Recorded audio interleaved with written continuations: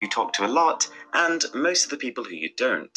So for these few Ассалаумағалейкум. people, you can Қалай add a тез chat арада басқа shortcut. тілдегі қалаған What this does is видеомызды it creates немесе an icon, a киномызды bit like a sub өзіміз application on түсінетін your home screen. тілде And then in түсініп terms of аударып көре customization, аламыз. you can treat this as a standalone app. Мысалға You can мынау move it ағылшын around, you тіліндегі can видео. rearrange it. You can even change the Осыны қалай icon to түсінеміз? anything else you want. And of course, as a progression of Ты that, можешь you can добавить add все all of свои your любимые contacts контакты as в the видео. Орыс Ты тіліне можешь аударылды. собрать их все вместе, например, в одну папку и назвать ее избранные. Так что So WhatsApp WhatsApp также also gives дает the тебе option возможность. to start a Ал message. негізі And осындай essentially, this ағылшын is the тіліндегі видео. equivalent of placing a little bookmark in your conversation. All you do Бұны is hold аударамыз. down on something relevant that someone Сказал said, и нажать на tap the кнопку со star button звездочкой выше. above. Осыны А қалай затем, жасаймыз? если ты когда-нибудь захочешь вернуться, Оны нажми жасау на кез значок келген и смартфондарда выбери жасауға изменить болады. сообщение со звездочкой. И Бұны отсюда ты былай можешь жасай увидеть алады. их всех.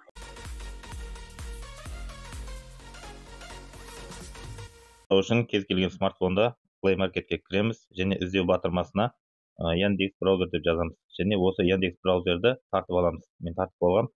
Және осы тартылған Яндекс браузерге кіреміз. Кірсеңіздер, YouTube деген белгі бар. Осы YouTubeқа кіреміз. Және осы жерде қалаған видеоңызды, мына бір ағылшын тіліндегі видеолар, осыған біреуіне клик. Мінекей видеоны ашсаңыздар, міне осылай ағылшын тіліндегі видео. Енді біз осыны қалай аударамыз? Экранның бетін бір рет бассаңыздар, астында перевести видео деген белгі шығады. Осыны бассаңыздар. Ты хочешь удалить фото. Просто нажми на эту опцию просмотра и предположим, что я выбираю эту фотографию.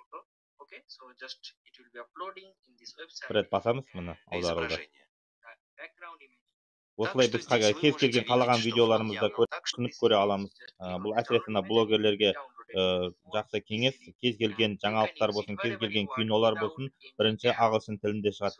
Біз оны бірінші болып осылай ағылшын тіліндегі түсініп көре аламыз. В нашем списке. Теперь давайте перейдем к третьему трюку в нашем.